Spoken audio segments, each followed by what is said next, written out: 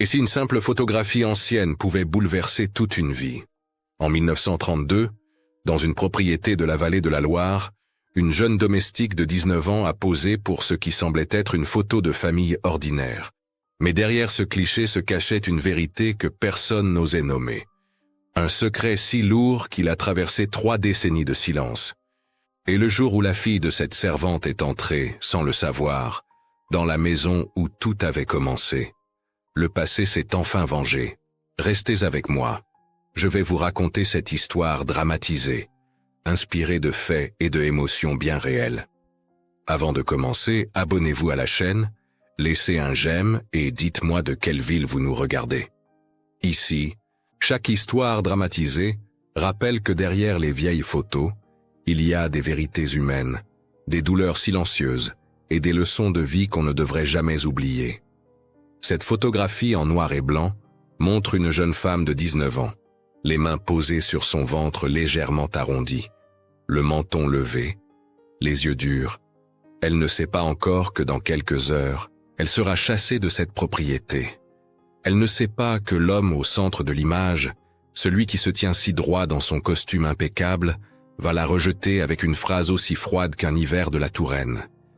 Et si vous restez jusqu'à la fin, vous découvrirez pourquoi elle sourit sur cette photo, alors qu'elle vient de perdre tout ce qu'elle croyait avoir. Ceci est l'histoire de Jeanne Moreau, une servante qui a sacrifié sa dignité pour protéger sa fille, et d'Élise, cette fille qui, 30 ans plus tard, va confronter l'homme qui a détruit la vie de sa mère.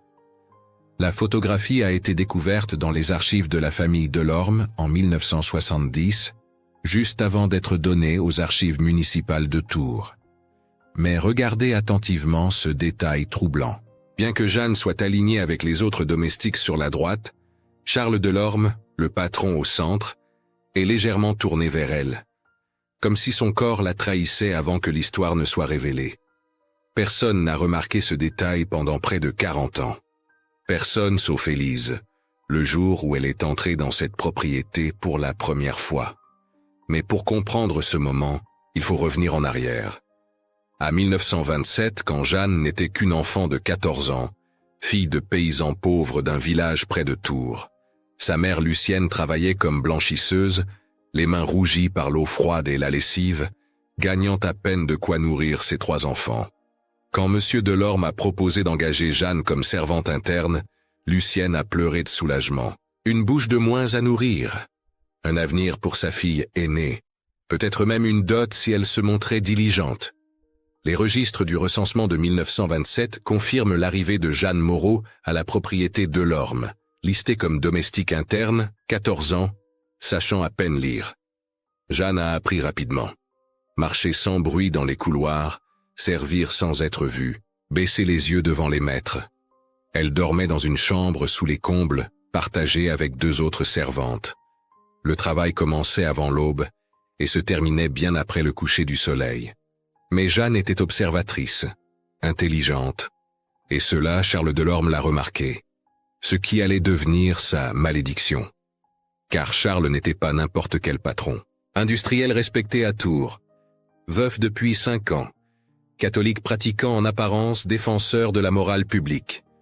Les journaux locaux de l'époque le décrivaient comme un bienfaiteur, un homme qui employait des dizaines de personnes de la région pendant la crise économique des années 1920. Comment une jeune servante de 17 ans aurait-elle pu se méfier d'un homme que tout le monde admirait? Les premiers signes étaient si subtils. Les soirs d'hiver, Charles demandait que ce soit Jeanne qui apporte le thé à son bureau. Il posait des questions sur sa famille, sur ses rêves. Il complimentait son travail, sa discrétion. Pour une adolescente habituée à la dureté de la vie paysanne, ces petites attentions ressemblaient à de la reconnaissance. Jeanne confondait l'attention avec le respect. Et Charles, habitué au pouvoir, confondait le désir avec le droit. C'était 1930, elle avait 17 ans. Lui, 42. Ce qui s'est passé ensuite, les domestiques de l'époque s'en souviennent encore dans leurs témoignages recueillis des décennies plus tard. Des portes qui se fermaient tard le soir. Des regards que Jeanne baissait plus qu'avant. Des silences pesants dans la cuisine où les autres servantes commençaient à chuchoter. Mais personne ne disait rien. On ne parlait pas contre Monsieur Delorme. Pas si on voulait garder son emploi. Pas si on voulait protéger sa famille. Quand Jeanne a commencé à sentir les nausées matinales, elle a d'abord cru à une maladie. Elle travaillait plus dur pour compenser, serrait son tablier plus fort, refusait de s'asseoir même quand ses jambes tremblaient. Pendant des semaines, elle a réussi à cacher. Mais un corps de 18 ans ne peut pas mentir éternellement. Et quand Madame Perrin, la gouvernante, a remarqué que Jeanne ne pouvait plus lasser son corset, le secret est devenu impossible.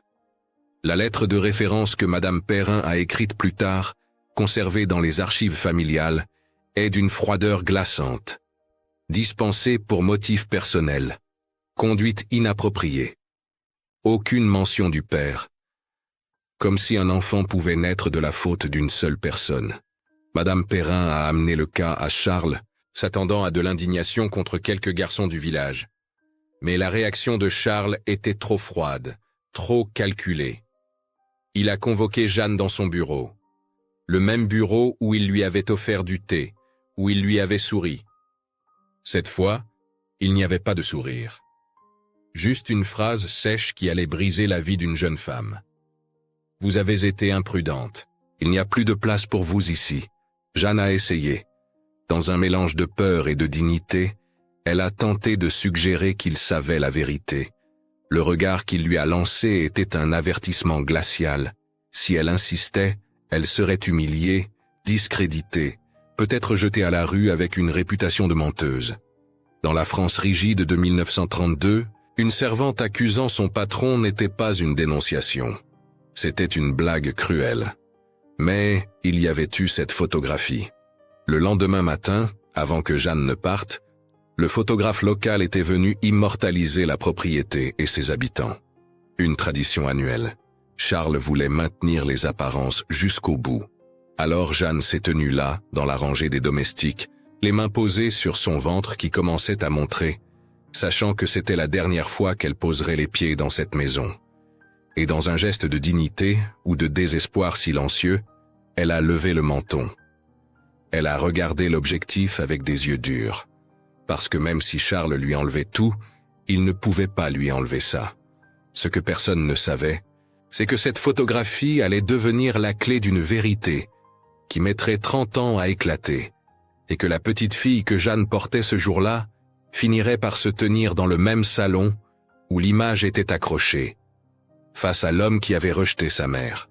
Le lendemain de la photographie, Jeanne a quitté la propriété avec une petite somme d'argent. Officiellement, elle était partie pour conduite inappropriée. Dans le village, les gens chuchotaient. Celle qui s'était perdue, celle qui avait déshonoré sa famille. Lucienne, sa mère, a affronté les regards méprisants pour accueillir sa fille. Elle louait une seule pièce près de la gare de Tours, qu'elle partageait avec d'autres blanchisseuses. Les cartes municipales de l'époque montrent ce quartier ouvrier, démoli dans les années 1980, où des dizaines de familles vivaient entassées dans des conditions difficiles. Jeanne a trouvé un petit logement, un grenier au-dessus d'une cordonnerie. Une pièce avec un lit, une table, un poêle qui fonctionnait mal. C'est là qu'Élise est née en mars 1933. Pas d'hôpital, juste une sage-femme du quartier qui acceptait d'être payée en plusieurs fois. Le registre paroissial de l'église Saint-Julien de Tours confirme le baptême d'Élise Moreau, fille de Jeanne Moreau, le champ père laissé vide. Cette ligne blanche dans le registre était comme une cicatrice officielle, une absence inscrite dans l'encre et le papier. Quand Élise a commencé à poser des questions, vers 4 ou 5 ans, Jeanne a menti. Elle a dit que le père était mort à la guerre. C'était plus facile que la vérité. Plus acceptable socialement. Mais les mensonges pèsent lourd, surtout quand on les répète année après année. Jeanne travaillait comme couturière dans un petit atelier près de la cathédrale, puis comme ouvrière dans l'usine textile Martineau. Les archives de l'usine la mentionnent comme employée de 1934 à 1947, travaillant souvent 12 heures par jour pour un salaire de misère. Élise grandissait en entendant les murmures. À l'école, les autres enfants riaient d'elle, la fille sans père. Lors des fêtes scolaires où les familles étaient invitées, l'institutrice la faisait asseoir à part. Élise rentrait à la maison et demandait pourquoi elle était différente. Jeanne serrait les dents, et répondait qu'elle n'avait besoin de personne d'autre. Mais dans le silence de leur nuit, quand Élise dormait, Jeanne pleurait en regardant le plafond fissuré. Ce n'était pas seulement la pauvreté, c'était l'humiliation constante. Dans les rues de Tours, des femmes détournaient le regard quand Jeanne passait. Des clientes de sa mère Lucienne annulaient leur commande de lessive parce qu'elles ne faisaient pas confiance à une famille qui avait élevé une fille légère. Lucienne perdait du travail à cause de la faute que sa fille portait seule.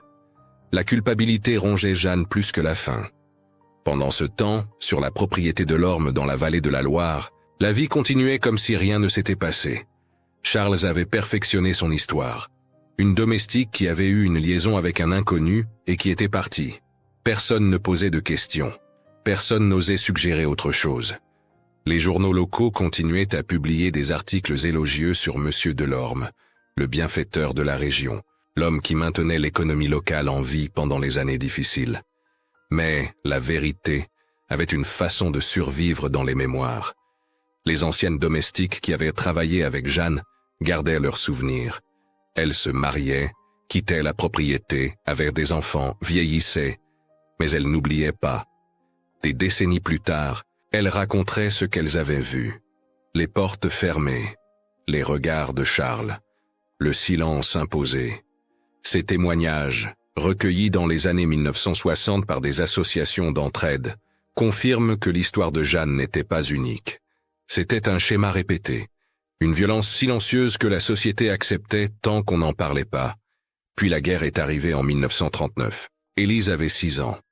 L'usine où Jeanne travaillait s'est convertie à l'effort de guerre. Les journées sont devenues encore plus longues, le rationnement encore plus strict. Jeanne cousait des uniformes jusqu'à ce que ses doigts saignent. Elle rentrait après minuit et trouvait Élise endormie sur la table, un bout de pain dur dans la main. Les tickets de rationnement étaient insuffisants. Certains soirs, Jeanne donnait sa portion à sa fille et prétendait avoir déjà mangé. Élise grandissait maigre mais forte. Elle avait hérité de l'intelligence de sa mère, mais aussi de quelque chose de plus dur. Une colère sourde contre le monde qui les traitait ainsi. À l'adolescence, elle a commencé à poser des questions différentes, plus accusatrices. Pourquoi il vivait dans la pauvreté? Pourquoi sa mère avait tout sacrifié? Il y a eu des disputes terribles. Élise reprochait à Jeanne de s'être laissée faire. Jeanne, épuisée, répondait parfois avec une dureté qu'elle regrettait aussitôt. « Tu ne comprends rien. Tu ne sais pas ce que c'était. » C'est le curé de la petite chapelle Notre-Dame-la-Riche qui a aidé à apaiser les tensions. Contrairement à beaucoup d'ecclésiastiques de l'époque, il ne jugeait pas Jeanne. Il voyait une mère courageuse qui gardait sa dignité malgré tout. Il a encouragé Élise à étudier, lui a trouvé des livres, l'a aidé à obtenir une bourse pour continuer l'école. Élise excellait en mathématiques. Elle transformait sa colère en ambition. Elle serait quelqu'un. Elle prouverait que sa mère n'avait pas eu tort de la garder. À 18 ans, en 1951, Élise a obtenu un diplôme de comptabilité. Elle a trouvé un emploi dans une coopérative agricole qui aidait les petits paysans à organiser leurs finances. Sans le savoir, elle défendait exactement les gens que des hommes comme Charles exploitaient. Elle aidait les familles à ne pas perdre leurs terres, à comprendre les contrats, à résister aux pressions des grands propriétaires. Jeanne la regardait avec une fierté mêlée de douleur. Sa fille était devenue ce qu'elle-même n'avait jamais pu être. Libre. Respectée. Les collègues d'Élise à la coopérative ne posaient pas de questions sur ses origines. Ils la jugeaient sur son travail, sa compétence. Pour la première fois, on l'appelait Mademoiselle Moreau avec respect, pas avec mépris. Mais il y avait toujours ce vide, ce père absent. Cette histoire que Jeanne refusait toujours de raconter complètement. Élise sentait qu'il y avait plus. Elle visitait parfois sa grand-mère Lucienne dans sa petite maison du village, et les anciens lui disaient des choses étranges. Ta mère travaillait pour des gens importants. Elle a été injustement traitée. Mais personne n'expliquait clairement. Ce que ni Jeanne ni Élise ne savaient, c'est que dans les années 1960, le destin allait les ramener exactement là où tout avait commencé. Charles Delorme vieillissait, son cœur faiblissait. Sa fille Marguerite, plus ouverte d'esprit que son père, cherchait quelqu'un pour sauver les finances de la propriété familiale. Et la coopérative allait recommander leur meilleur comptable, Élise Moreau. C'était l'automne 1962 quand Marguerite Delorme a contacté la coopérative agricole. Elle cherchait quelqu'un de compétent pour réorganiser les finances de la propriété familiale. Son père Charles était malade, alité la plupart du temps, et les affaires périclitaient. Les registres notariés de l'époque confirment que la propriété Delorme était lourdement endettée, menacée de saisie. Marguerite, 42 ans, célibataire, avait hérité du sens pratique mais pas de l'orgueil aveugle de son père. Elle voulait sauver ce qui pouvait l'être, même si cela signifiait demander de l'aide. La coopérative a immédiatement pensé à Élise. 29 ans, efficace, discrète, spécialisée dans les propriétés rurales. Élise a accepté le travail sans connaître le nom de famille du client. C'était une mission parmi d'autres. Elle ne savait pas qu'elle allait entrer dans la maison où sa mère avait servi, où elle avait été humiliée, où tout avait commencé. Le jour où Élise est arrivée à la propriété, quelque chose en elle a réagi sans comprendre. Le portail de fer forgé, l'allée bordée de platanes, la façade de pierre claire avec ses hautes fenêtres. Son corps se souvenait de ce que son esprit ignorait. Elle est descendue de sa voiture, serviette à la main, et Marguerite est venue l'accueillir. « Mademoiselle Moreau, bienvenue. Entrez, je vais vous montrer les bureaux. » Le salon était immense, avec des meubles anciens et des tableaux au mur. Élise suivait Marguerite, écoutait les explications sur la situation financière, mais ses yeux ont été attirés par quelque chose. Un cadre agrandi sur le mur du fond. Une photographie en noir et blanc de 1932. Des dizaines de personnes alignées dans une cour. Au centre, un homme en costume. À droite, des domestiques. Et parmi elles, une jeune femme avec les mains sur le ventre. Élise s'est arrêtée net. Son cœur a explosé dans sa poitrine. Ce visage. Elle connaissait ce visage. Elle l'avait vu vieillir pendant 29 ans. Les mêmes pommettes hautes, les mêmes yeux sombres. C'était sa mère, Jeanne. Là, sur ce mur, dans cette maison. « Mademoiselle Moreau, vous vous sentez bien ?» a demandé Marguerite. « Vous semblez avoir vu un fantôme. » Élise a pris une respiration tremblante. « Qui est cette femme, celle avec le tablier ?» Marguerite a regardé la photo. « Ah, une ancienne domestique. Il y a eu un scandale, je crois. Elle est partie avant ma naissance. Mon père n'aimait pas en parler. » Pourquoi cette question? Élise a menti. Simple curiosité professionnelle. J'aime comprendre l'histoire des lieux où je travaille, mais elle ne pouvait plus penser à rien d'autre. Pendant les jours suivants, elle a travaillé sur les comptes, analysé les dettes, proposé des solutions. Mais mentalement, elle était ailleurs. Chaque soir, elle regardait cette photographie avant de partir. L'homme au centre. L'attention de son regard vers la jeune domestique. La main de sa mère sur son ventre. Élise a fait le calcul. 1932. Sa mère avait 19 ans.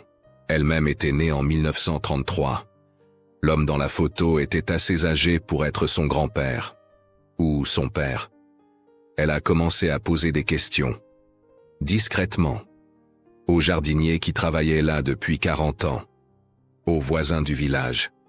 Une ancienne cuisinière vivait encore près de Tours, dans une maison de retraite. Élise lui a rendu visite sous prétexte de documenter l'histoire locale. La vieille femme avait 75 ans, mais se souvenait parfaitement. Jeanne était une bonne fille, a-t-elle dit. Travailleuse, honnête.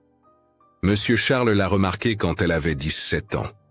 On voyait bien ce qui se passait, mais personne ne disait rien. Puis elle est tombée enceinte. Il l'a jetée dehors comme un chien. On savait tous que l'enfant était de lui, mais on ne pouvait rien dire. Si on parlait, on perdait notre place. Elle a baissé la voix. Il y en a eu d'autres, vous savez. Pas seulement Jeanne. Mais elle a gardé l'enfant. Les autres, on ne sait pas ce qu'elles ont fait. Chaque témoignage était un coup de poignard pour Élise. Mais aussi une validation. Ce n'était pas la faute de sa mère. Elle était une enfant exploitée par un homme puissant. Toute la honte, toute l'humiliation que Jeanne avait portée pendant 30 ans était injuste. Élise sentait une rage froide monter en elle. Cet homme était son père, et il avait détruit la vie de sa mère sans remords. Marguerite a commencé à remarquer le comportement étrange d'Élise. Les longs regards vers la photographie, les questions indirectes sur le passé. Un soir, alors qu'elle travaillait tard sur les comptes, Marguerite a fermé les registres. « Mademoiselle Moreau, je sens qu'il y a quelque chose que vous ne me dites pas. Cette photo vous trouble. » Pourquoi? Élise a hésité. Puis elle a décidé que le moment était venu. « Madame Delorme, la femme sur cette photo est ma mère, Jeanne Moreau. Elle a travaillé ici de 1927 à 1932. Elle est partie enceinte. Et votre père est mon père. » Le silence qui a suivi était lourd. Marguerite n'a pas nié. Elle n'a pas semblé choquée, plutôt résignée. « J'ai toujours soupçonné, a-t-elle dit doucement. Mon père ne voulait jamais parler de cette période. Quand je posais des questions sur les anciennes domestiques, il changeait de sujet. J'ai compris qu'il cachait quelque chose, mais je ne savais pas quoi exactement. » Elle a regardé Élise avec quelque chose qui ressemblait à de la compassion. « Je suis désolé. Pour votre mère. Pour vous. » Élise ne voulait pas de pitié, elle voulait la vérité. « Est-ce que votre père est conscient ?» Marguerite a hoché la tête. Il est alité au premier étage. Son cœur est très faible. Les médecins disent qu'il n'a plus beaucoup de temps. Vous voulez le voir? Élise a serré les poings. Elle avait imaginé ce moment différemment. Avec plus de colère. Avec des accusations hurlées. Mais maintenant qu'il était là, elle sentait juste un vide étrange. « Oui, a-t-elle dit, je veux qu'il me regarde en face et qu'il dise la vérité. » L'escalier qui menait à la chambre de Charles était celui que Jeanne avait monté 1000 fois. À 14 ans, portant des plateaux de thé. À 17 ans, appelée par cet homme qui prétendait la respecter. À 19 ans, sachant que c'était la dernière fois. Et maintenant Élise, la fille qu'il n'avait jamais connue, montait ces mêmes marches. Marguerite a frappé doucement. « Papa, quelqu'un veut te voir. » La chambre sentait la maladie et les médicaments. Charles Delorme était allongé, un tube d'oxygène dans le nez, le visage émacié. Il avait 92 ans. Ses yeux ont regardé Élise sans comprendre. Marguerite s'est approchée. « Papa, voici Élise Moreau, la fille de Jeanne. Elle est venue pour des réponses. » Le visage de Charles a changé. La reconnaissance, puis la peur. Il a essayé de parler mais sa voix était faible. « Jeanne » a-t-il murmuré. Marguerite a pris la main de son père. « Papa, c'est le moment de dire la vérité. Tu as menti pendant plus de 30 ans. Cette femme mérite de savoir. » Charles Delorme a regardé Élise pendant un long moment. Dans ce visage de 29 ans, il voyait Jeanne. Les mêmes yeux sombres, la même détermination dans le menton. Il a fermé les paupières comme si cela pouvait effacer la vérité qui le rattrapait enfin. « J'ai été » a-t-il commencé d'une voix cassée. « J'ai été un lâche. » Élise est restée debout, droite, les bras croisés. Elle ne voulait pas s'asseoir. Elle ne voulait pas lui faciliter les choses. « Continuez » a-t-elle dit froidement. Charles a ouvert les yeux. Le tube d'oxygène sifflait doucement.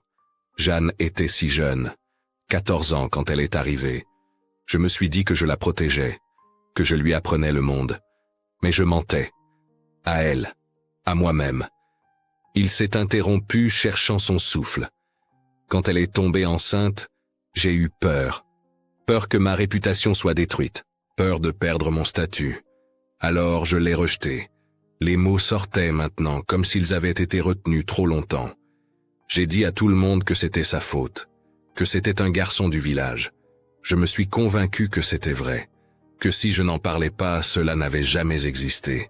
Sa voix s'est brisée, mais cela a existé, et je l'ai détruite. Elle et vous. Marguerite pleurait silencieusement à côté du lit. Élise, elle, ne versait pas une larme. Elle avait épuisé ses larmes pendant 29 ans de questions sans réponse. « Vous voulez que je vous dise que je vous pardonne ?» a-t-elle demandé. « Que tout est oublié maintenant que vous avouez ?» Charles a secoué la tête faiblement. « Non, je ne mérite pas votre pardon. Je veux juste que vous sachiez. Si Jeanne vit encore, dites-lui que je lui demande pardon. Pas parce que j'espère qu'elle me pardonne, mais parce qu'elle mérite de l'entendre. Élise a fait un pas en avant. Monsieur Delorme, je ne suis pas venu chercher un père. Je suis venu chercher la vérité. Et maintenant je l'ai. Elle a inspiré profondément. Ma mère m'a élevé avec une dignité que vous n'avez jamais eue. Elle travaillait jusqu'à s'épuiser pour que je ne manque de rien. Elle supportait les regards méprisants dans la rue. Elle gardait la tête haute même quand le monde la traitait comme une pécheresse. Elle est une héroïne. Vous êtes juste un homme faible qui a choisi son confort plutôt que son devoir. Charles a fermé les yeux.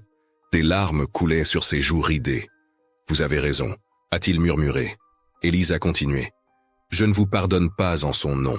Ce n'est pas à moi de le faire. Mais je vous pardonne pour moi, parce que je refuse de porter la haine que vous avez plantée. Je refuse de laisser votre lâcheté empoisonner ma vie. Elle s'est tournée vers la porte.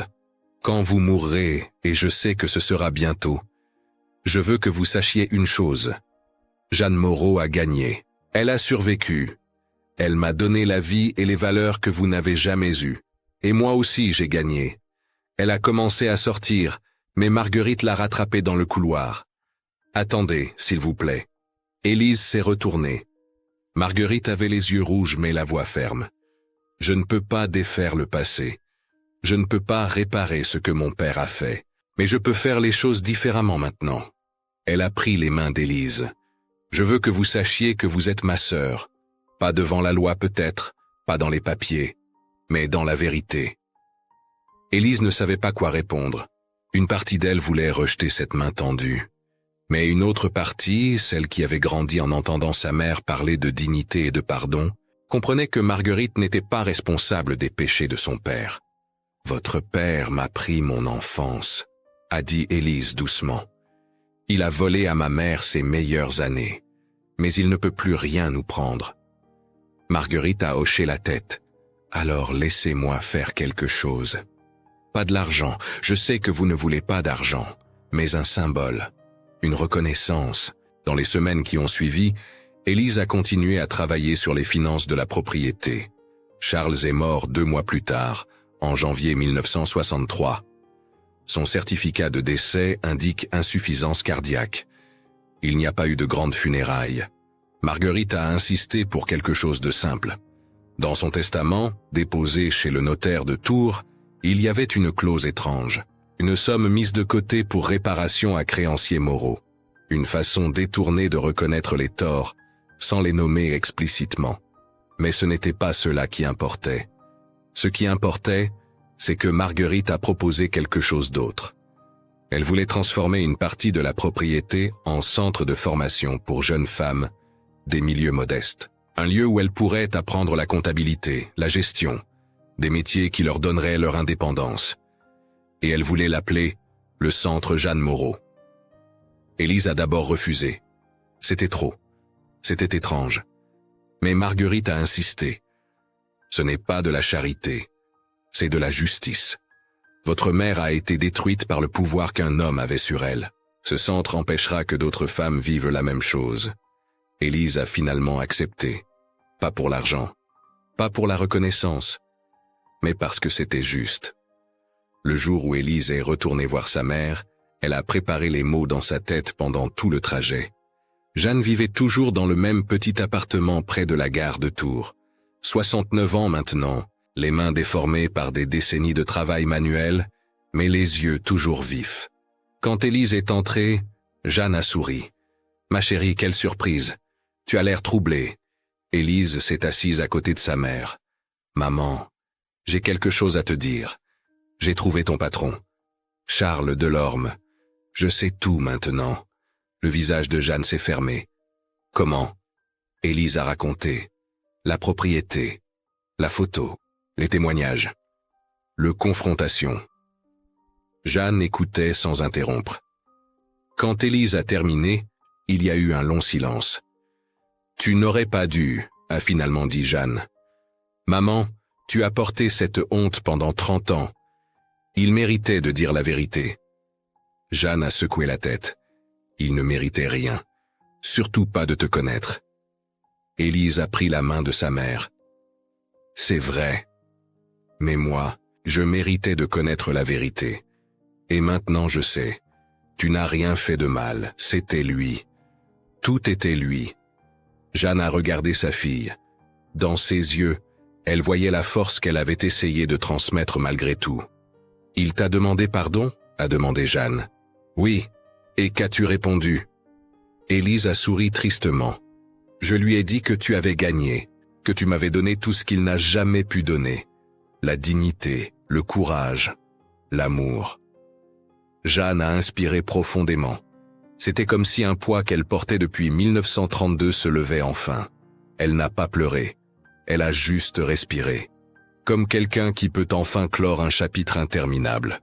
« Il ne méritait pas de te connaître », a-t-elle répété. « Mais tu méritais de savoir la vérité. » Et c'est pour ça que Élise a compris que sa mère était enfin libre. Les mois qui ont suivi ont été étranges. Élise et Marguerite ont travaillé ensemble pour transformer une partie de la propriété. Pas tout. Juste une aile, celle où les domestiques dormaient autrefois. Ces chambres sous les combles où Jeanne avait vécu de 14 à 19 ans sont devenues des salles de classe. Des jeunes femmes de la région ont commencé à y apprendre la comptabilité, la gestion, des compétences qui leur donneraient leur indépendance. Le centre Jeanne Moreau a ouvert ses portes en septembre 1964. Jeanne elle-même a refusé de venir à l'inauguration. « C'est trop », disait-elle. « Je ne veux pas être célébrée pour avoir survécu. » Mais Élise a insisté pour qu'elle vienne au moins voir une fois. Un dimanche après-midi, elles sont allées ensemble à la propriété. Jeanne n'y était pas retournée depuis cette matinée de 1932, où elle était partie avec une petite somme d'argent et un ventre arrondi. Marguerite les a accueillis avec une simplicité respectueuse. « Madame Moreau, je suis honorée de vous recevoir. » Jeanne a regardé autour d'elle, le portail, l'allée, le patio où la photo avait été prise 32 ans plus tôt. Tout était à la fois familier et complètement différent. Ce n'était plus la maison de sa honte. C'était devenu un symbole de quelque chose d'autre. Elles ont marché dans le patio.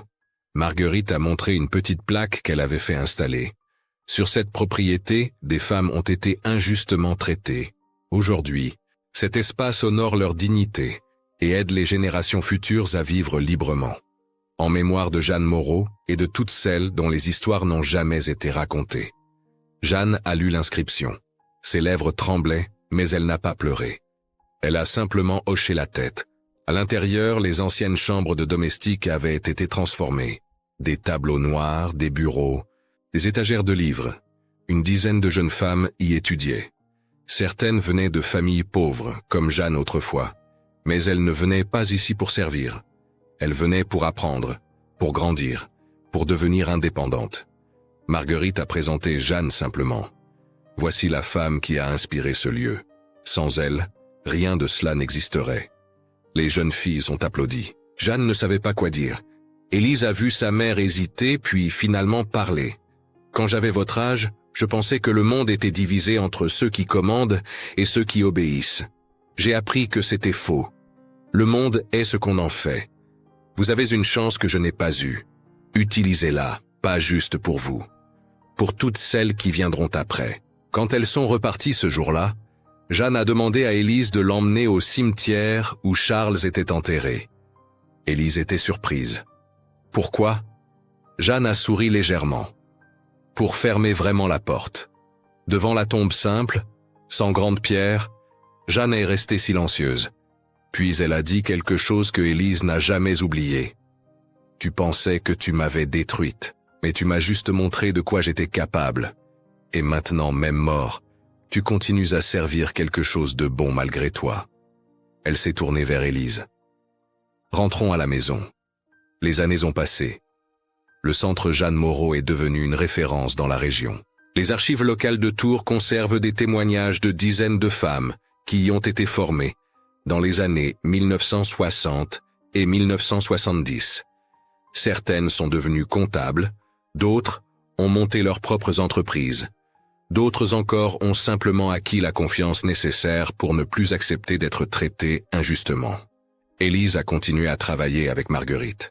Elles n'ont jamais utilisé le mot sœur en public, mais c'est ce qu'elles sont devenues. Deux femmes que le mensonge d'un homme avait séparées et que la vérité avait réunies. Marguerite ne s'est jamais mariée, Élise, elle, a épousé un collègue de la coopérative en 1967, un homme bon qui a accepté son histoire sans jugement. Ils ont eu 2 enfants. Quand Jeanne est devenue grand-mère, elle a pleuré de joie. Des larmes qu'elle avait gardées pendant 40 ans. Jeanne Moreau est décédée en 1985, à l'âge de 72 ans, paisiblement, entourée de sa fille, de ses petits-enfants, de quelques amis qui avaient partagé sa vie difficile. Aux funérailles, il y avait plus de monde qu'on aurait pu l'imaginer. Les anciennes élèves du centre, les collègues d'Élise, Marguerite Delorme, qui a porté le cercueil aux côtés de la famille. Le curé a dit que Jeanne était une femme qui avait transformé l'injustice en dignité, et que c'était la plus grande victoire possible. La photographie de 1932 n'est jamais allée dans un musée. Elle est restée dans la famille. Aujourd'hui, elle est accrochée dans le salon d'Élise, à côté d'autres photos de famille. Ses petits-enfants lui demandent parfois qui est cette jeune femme au tablier. Et Élise raconte. Pas toute l'histoire aux plus jeunes, juste l'essentiel. C'est ta arrière-grand-mère Jeanne. Elle était très courageuse. Elle a fait des choses difficiles pour que nous puissions vivre mieux. Quand ils grandissent, Élise leur dit la vérité complète. Elle ne cache rien. Ni l'injustice, ni la honte imposée, ni la lâcheté de Charles. Mais elle insiste toujours sur la même leçon. Votre arrière-grand-mère n'a pas été détruite par ce qui lui est arrivé. Elle s'est reconstruite. Elle m'a donné les outils pour me battre.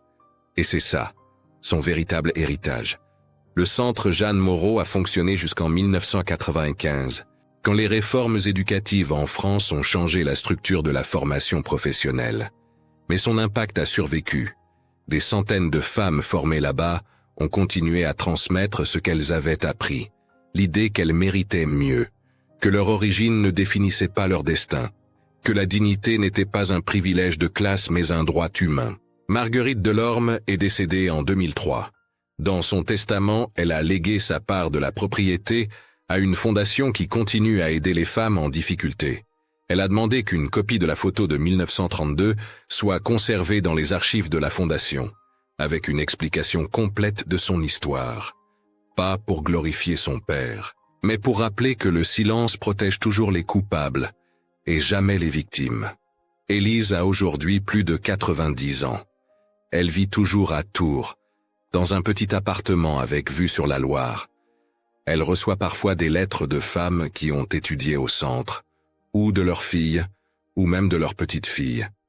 Elle la remercie. Elles disent que leur vie aurait été différente sans ce lieu. Et Élise répond toujours la même chose. Ne me remerciez pas. Remerciez Jeanne Moreau, une domestique de 19 ans qui a refusé de se laisser détruire, une mère qui a transformé sa douleur en force, une femme qui a prouvé que la vraie victoire n'est pas d'éviter la chute, mais de se relever avec dignité. C'est son histoire. Et maintenant, c'est aussi un peu la vôtre. Sur le mur du salon d'Élise, juste à côté de la photographie de 1932, il y a une autre image, prise en 1964. Jeanne et Élise debout dans le patio de la propriété Delorme, plantant ensemble un rosier. Leurs visages sont sérieux mais apaisés, comme 2 femmes qui ont enfin posé un fardeau trop lourd, comme 2 survivantes qui ont choisi la lumière plutôt que l'ombre. Et c'est peut-être ça, la leçon la plus importante de cette histoire, que l'injustice ne définit pas qui nous sommes, que le silence des coupables ne doit jamais nous empêcher de dire la vérité, que le pardon n'est pas un cadeau qu'on fait aux autres, mais une liberté qu'on se donne à soi-même, et que la dignité, une fois conquise, ne peut plus jamais être volée. Cette histoire fictionnelle, inspirée de tant de vies réelles, nous rappelle que la dignité peut survivre à la honte, et que le silence imposé par les puissants finit toujours par être brisé. Elle montre que la vérité peut traverser les générations, et que même ceux qu'on croyait invisibles peuvent laisser une trace lumineuse dans le monde. Parce qu'au fond, la véritable justice n'est pas toujours rendue par les tribunaux, mais par le courage silencieux de ceux qui osent affronter le passé. Et vous, qu'auriez-vous fait à la place d'Élise, en découvrant ce secret 30 ans plus tard? Pensez-vous que le pardon est une force ou une faiblesse? Avez-vous, dans votre famille, connu des histoires de silence ou de vérité tardive? Écrivez le mot « dignité » dans les commentaires si vous êtes resté jusqu'à la fin de cette histoire. Dites-nous aussi de quelle ville vous nous regardez. Et si vous le souhaitez, partagez une histoire de vos parents ou grands-parents qui mérite d'être racontée. Peut-être inspirera-t-elle une prochaine vidéo sur cette chaîne.